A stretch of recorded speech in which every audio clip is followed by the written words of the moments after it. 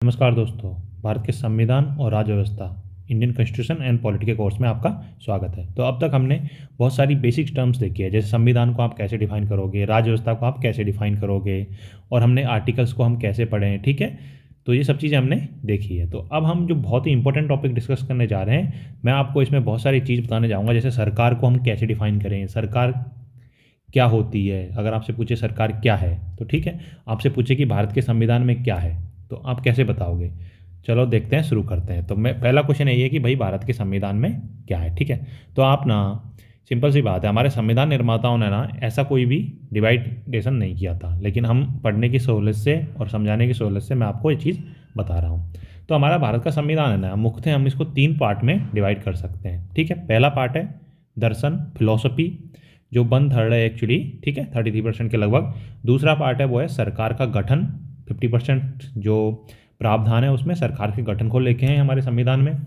और जो 15 से 20%, 25% जो प्रावधान है वो विविध को लेके, मिसलेनियस जैसे, ठीक है, उसमें पंचायती राज आ गया। जो इन सब में जो दर्शन में है और सरकार के गठन से रिलेटेड नहीं है, वो है विविध में आ जाएंगे। ठीक है, इतना आपके समझ में आ चुका होगा। अब देखते हैं एक्चुअली क्या है ये दर्शन जो वाले प्रावधान है। ठीक है, जो 1/3 जो प्रावधान है वो दर्शन से लेके हैं। तो ये क्या है, जब हमारा संविधान बना रहे थे जो संविधान निर्माता थे, तो उन्होंने भैया ऐसा सोचा कि आगे का जो इंडिया होगा, हमारा इंडिया है, जो भारत है, वो कैसा होना चाहिए।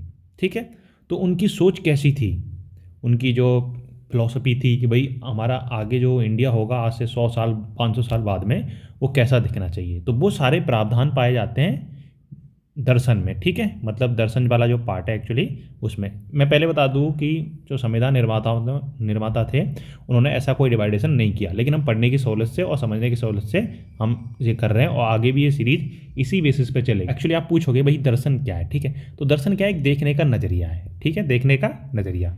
तो संविधान निर्माताओं ने जो देखने का नज़रिया था आगे हमारे फ्यूचर को लेके, तो संविधान निर्माताओं की सोच क्या थी वो इसमें पाए जाते हैं, इन सब में पाए जाते हैं। जैसे प्रस्तावना में, मौलिक अधिकार में, और राज्य के निर्देशक तत्व में, और मौलिक कर्तव्यों में, ये प्रावधान इसमें पाए जाते हैं। जैसे अब ये कैसे प्रावधान है, जैसे भाई कि सभी को न्याय मिलना चाहिए। ठीक है, व्यक्ति की गरिमा होनी चाहिए, व्यक्ति की स्वतंत्रता होनी चाहिए, सभी को समानता होनी चाहिए। ठीक है, तो ये है दर्शन से रिलेटेड प्रावधान। अब चलते हैं सेकेंड पार्ट में। तो जो है ना, सरकार का गठन, सरकार का गठन से लेके बहुत सारे प्रावधान हैं हमारे संविधान में। 50% जो कॉन्स्टिट्यूशन है वो इसी को लेके है, सरकार के गठन को लेके। अब देखो सरकार क्या होती है भैया। अब सरकार को ना, अगर मान लो आप गांव में रहते हो, ठीक है, तो गांव में पुराने जो जमींदार थे, उन वो पुराना जमींदार है किसी मजदूर को डांट रहा है, तो वो क्या कहेगा मजदूर, अरे आप तो हमारे माई बाप हो सरकार, आप प्लीज़ करके हमको मत डांटो भाई, कि हम आपका सारा काम कर देंगे। आप मान लो कोई बंदा है जो गांव से आया बेचारा, वो आईएएस के पास जाता है, तो वो कहते हैं सरकार हमारा ये काम करवा दीजिए, है ना, ये सब। तो ये सब बहुत सरकार को बहुत सारी चीज़ों में यूज किया जाता है, सभी जगह पे। ठीक है, लेकिन सरकार की आपसे राजनीतिक विज्ञान के हिसाब से आपने जो डेफिनेशन पूछी जाए, तो आप क्या कहोगे। सरकार एक ऐसी संस्था है ना, जो ना शासन चलाने का काम करती है। ठीक है, सरकार कैसी संस्था है, जो शासन चलाने का काम करती है। ठीक है, अब देखो इसके एग्जाम्पल लो, भारत सरकार, राजस्थान सरकार। अगर आप कहो ना मोदी गवर्नमेंट, तो गलत बात है भैया। देखो आपका जो यूपीएससी का नोटिफिकेशन निकलेगा, एसएससी का नोटिफिकेशन निकलेगा, तो क्या होता है नोटिफिकेशन ऊपर पर क्या होता है, भारत सरकार। ठीक है, भारत सरकार सेवार्थ, ये सब चीज़ें होती है। ऐसा नहीं है मोदी जी आज है कल नहीं है, परसों कोई और आएगा। तो ये सारी चीज़ें गलत तरीके से यूज की जाती है, बाकी मीडिया वगैरह में यूज कर लिया जाता है। अब भारत सरकार क्या है, जो भारत का शासन चलाए। राजस्थान सरकार क्या है, जो राजस्थान का शासन चलाए। यूपी सरकार क्या है, जो उत्तर प्रदेश का शासन चलाए। ठीक है, अब देखो आगे चलते हैं हम। ये सरकार मेरे हिसाब से आपके समझ में आ चुका होगा। ठीक है, अब देखो सरकार को भी ना, फर्दर ना, सरकार के कितने अंग है, सरकार के 3 अंग हैं। ठीक है, सरकार किससे मिलके बनी होती है, विधायिका, कार्यपालिका और न्यायपालिका। ठीक है, इतना समझ में आया, विधायिका, कार्यपालिका, न्यायपालिका। अब भैया ये विधायिका क्या चीज़ है, ये देखते हैं ना। विधायिका सरकार का वह अंग है जो कानून बनाने का कार्य करती है। विधायिका क्या है, सरकार का वह अंग है जो कानून बनाने का कार्य करती है। अब कार्यपालिका क्या है, कार्यपालिका जो है कानून को लागू करती है। जैसे मान लो एक कानून बनाया, सर्व शिक्षा, मतलब सभी को शिक्षा मिलेगी। भैया देखो, किसने, विधायिका ने कानून बना दिया कि भाई सभी को शिक्षा मिलेगी। तो कानून को लागू कौन करेगा? ये काम किसका है? कार्यपालिका का, एग्जीक्यूटिव का, ठीक है। लेजिस्लेशन ने आपका कानून बना दिया, भाई सभी को शिक्षा मिलनी चाहिए, ये कानून है, तो लागू करने का काम किसका है? कार्यपालिका का।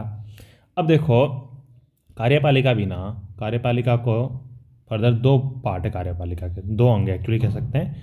राजनीतिक कार्यपालिका, दो तरह की कार्यपालिका होती है, राजनीतिक कार्यपालिका और प्रशासनिक कार्यपालिका। अब देखो, जैसे मान लो एजुकेशन मिनिस्टर है, वो क्या है? राजनीतिक कार्यपालिका का पार्ट है, ठीक है। जैसे मंत्री परिषद हुई, जितने भी मिनिस्टर्स हैं आपके, वो किसका पार्ट है? राजनीतिक कार्यपालिका का।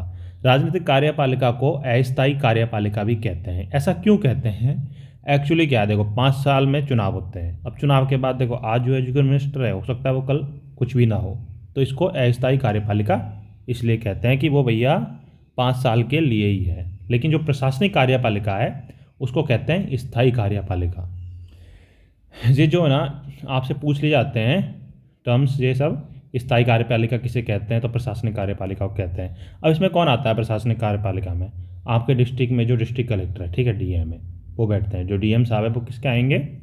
किस में आएंगे? प्रशासनिक कार्यपालिका में, स्थायी कार्यपालिका में। क्योंकि चुनाव होने के बाद भैया देखो ट्रांसफर हो सकता है, इससे ज़्यादा कुछ नहीं हो सकता। ऐसा नहीं है कि नौकरी गई तो 60 साल तक वो डीएम बने रहेंगे, जो भी, ठीक है। आईएएस हो गया, आईपीएस हो गया, आपकी जो भी गवर्नमेंट जॉब है, ठीक है। अगर एक डिपार्टमेंट में बाबू भी है, ठीक है, तो मिनिस्ट्रियल स्टाफ में आता है एक्चुअली, तो वो भी प्रशासनिक कार्यपालिका का पार्ट है। इवन पियोन भी आपके कार्यपालिका का पार्ट होता है, ठीक है। इतना समझ में आ गया? अब देखो, जो न्यायपालिका है, सरकार का तीसरा अंग कौन सा? पहला अंग विधायिका हो गया, दूसरा कार्यपालिका, तीसरा न्यायपालिका। न्यायपालिका क्या है? विवाद का निपटारा करती है। देखो भैया, सभी को शिक्षा मिलनी चाहिए, वो कानून किसने बनाया? विधायिका ने, ठीक है। अब कानून को लागू किसने किया? मिनिस्टर्स ने, कार्यपालिका में मिनिस्टर, आईएएस हुआ, ठीक है, ये लोग कानून को लागू करेंगे, है ना। और न्यायपालिका, जैसे मान लो किसी को शिक्षा नहीं मिल रही, तो वो कहाँ जाएगा? इनके पास तो नहीं जाएगा, पहले तो इनके पास गया, ठीक है भाई, सबको शिक्षा मिल रही है, ठीक है, लेकिन वो क्या है भाई, नहीं मिल रही, तो उसको सेटिस्फाई नहीं है वो, तो कहाँ जाएगा? न्यायपालिका के पास जाएगा, जज साहब के पास जाएगा, भाई हमें न्याय दो। इतना समझ में आ चुका होगा मेरे हिसाब से। सरकार के कितने अंग? आपसे अगर पूछिए भाई सरकार क्या है, ठीक है, तो आप क्या बताओगे? सरकार जो है शासन चलाने का काम करती है, और सरकार के 3 अंग होते हैं, इनसे बनके मिली होती है, ठीक है। लेकिन फिर कभी कभी क्या है, थोड़ा सा नैरो अर्थ में मंत्री परिषद से मान लगा लिया जाता है सरकार का मतलब, लेकिन वो चीज़ सही नहीं है, ठीक है, लगा लिया जाता है कभी कभार। ऐसा सही जो है राजनीतिक विज्ञान की परिभाषा ये है, ठीक है। अब चलते हैं आगे। अब देखो, ये आपकी राजनीतिक विज्ञान के हिसाब से सरकार का गठन की ये चीज़ें हो गई, ठीक है।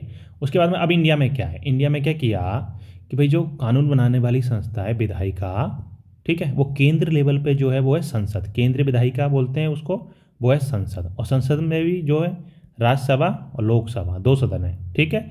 ये लोग दोनों मिलकर कानून बनाते हैं इंडिया में, राज्यसभा और लोकसभा। और किसके लेवल पे? केंद्र के लेवल पे। और जो राज्य के लेवल पे वो कानून बनाएगी, वो कौन बनाएगी? राज्य विधायिका, राज्य विधानमंडल, ठीक है। इतना समझ में आया? राज्य विधानमंडल भी, विधान परिषद और विधानसभा, 2 सदन है, ठीक है। तो राज्य के लेवल पे राज्य विधानमंडल कानून बनाती है, केंद्र के लेवल पे संसद कानून बनाती है इंडिया में। इतना आपके समझ में आ चुका होगा। अब देखो, जो लेजिस्लेचर है ना विधायिका, ठीक है, ये तो राजनीतिक विज्ञान की टर्म है, लेकिन इंडिया में कहते हैं, इंडिया में ये काम कौन करता है? कानून बनाने का काम संसद, ठीक है। अमेरिका में कांग्रेस, ठीक है। ऐसे ही जो नेपाल की लेजिस्लेचर, उसका क्या नाम है? राष्ट्रीय पंचायत। जी ना, रेलवे, एसएससी वगैरह में पूछा जाता है कि जो नेपाल की लेजिस्लेचर है, नेपाल की विधायिका, उसका क्या नाम है? राष्ट्रीय पंचायत। ऐसे चाइना वाइना सब थोड़ा थोड़ा याद कर लिया करो, कभी कभार काम चल जाता है। अब देखो, ज़्यादा टाइम नहीं देता हूँ मैं। अब कार्यपालिका है, कार्यपालिका जो है केंद्र के लेवल पे, कार्यपालिका में कौन कौन आते हैं? राष्ट्रपति, उपराष्ट्रपति, पीएम, मंत्री, और अगर आपके आईएएस है जो केंद्रीय सेवाएं, ठीक है, जो सेंट्रल गवर्नमेंट की सेवाएं हैं, एसबीआई का मैनेजर, जो सेंट्रल गवर्नमेंट नौकरी देती है, वो आते हैं केंद्र के लेवल पे कार्यपालिका में। और प्रांत के लेवल पे कौन आएगा कार्यपालिका में? राज्यपाल, सीएम, स्टेट गवर्नमेंट जॉब, ठीक है, ये सब है ना कार्यपालिका। इतना समझ में आ चुका होगा भैया। स्टेट में जो कायदे कानून, नियम कायदे कानून लागू करवाने का काम वो कौन करेगा? ये सीएम, ठीक है, और आपके स्टेट गवर्नमेंट वाले बंदे। और जो न्यायपालिका है, न्यायपालिका तो आपको पता ही है, supreme court, high court, district court. अब भाई डिस्ट्रिक्ट कोर्ट में अगर आपका सॉल्यूशन नहीं हुआ तो हाई कोर्ट जाओ, हाई कोर्ट सॉल्यूशन जाओ, ये इसका हाई कोर्ट का बॉस है, इधर इधर बॉस है। अब देखो, 15 से जो 20% प्रावधान है वो किसके, पंचायती राज, नगर पालिका, केंद्र राज्य संबंध, नागरिकता, इन सब के। ठीक है, तो ये सब अलग प्रावधान है। बस इतना ही आपको पढ़ना है आगे, और हम बहुत ही अच्छी डिटेल में पढ़ेंगे। चलते हैं, मिलते हैं नेक्स्ट वीडियो में।